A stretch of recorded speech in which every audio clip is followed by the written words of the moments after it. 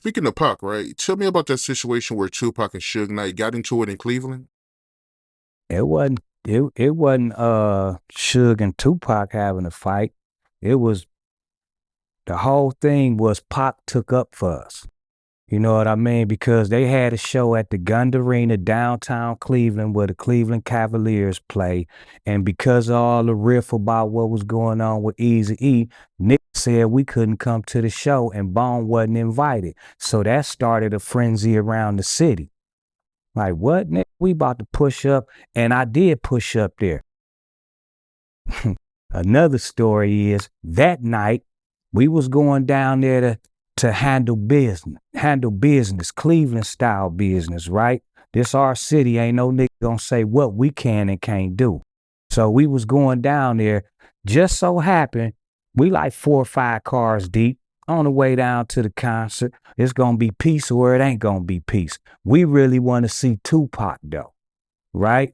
So Wish, DJ Ice, Flesh, all these niggas get pulled over. They go to jail, all kind of pistols and shit in the car. I ain't get pulled over. My nigga Boogie Night was with me. Me and Boogie Night get backstage.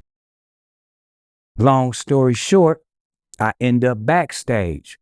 And Suge said like he was, he's big bro. He trying to chastise a nigga. Like, man, we ain't got no problem with y'all. I'm like, nigga, we ain't got no problem with y'all. And when it started getting heated, Pac diffused that thing like, no, these my little niggas. So Pac, that argument wasn't between them two. That was an argument because Pac wasn't gonna let, Pac understood how we felt about our city. And he was a real nigga like that. So he diffused the situation. It didn't get too out of hand. Wow, I never heard that before. So Pac, he stopped y'all from getting into it with Suge. Yeah, he did. It's a lot of things y'all ain't heard because I don't really do too much talking, but they gonna get it today. Thug Love, how did that come about? Thug Love. Well, first of all, I had met Tupac a couple times before we got to do the actual song. I didn't have anything to do with putting the song together. You know what I'm saying? I just showed up and did my part. You know what I mean? So at that putting the song together, who had something to do with that was a homegirl named Silky Fine from the group GBM. You know what I mean? We was all close because that was E's girl group and Bone was the boy group. He had a girl group and she had some type of relationship with Tupac. Somehow Tupac ended up coming to the studio in the session that Busy and Unique was in.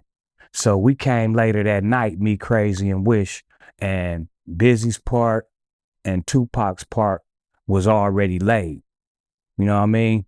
And also, just to give a shout out, Silky Fine had a verse on there too. But Ruthless Records pulled the song like, oh, this is a Bone song.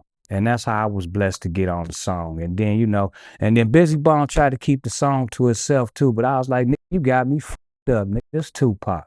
And I put my shit right after Tupac. So, that was a little weird story right there. But at the same time, when I did meet Pac, I saw him driving. He pulled up to the Le Parc Hotel in a drop top 500 black Benz.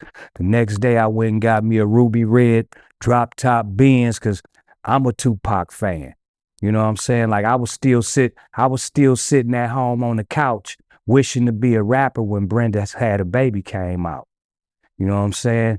So I was already we was Tupac fans. Matter of fact, I got a Tupac shirt on. I try to keep them close. I don't know if y'all can see that, but that's my nigga. That's my nigga, man.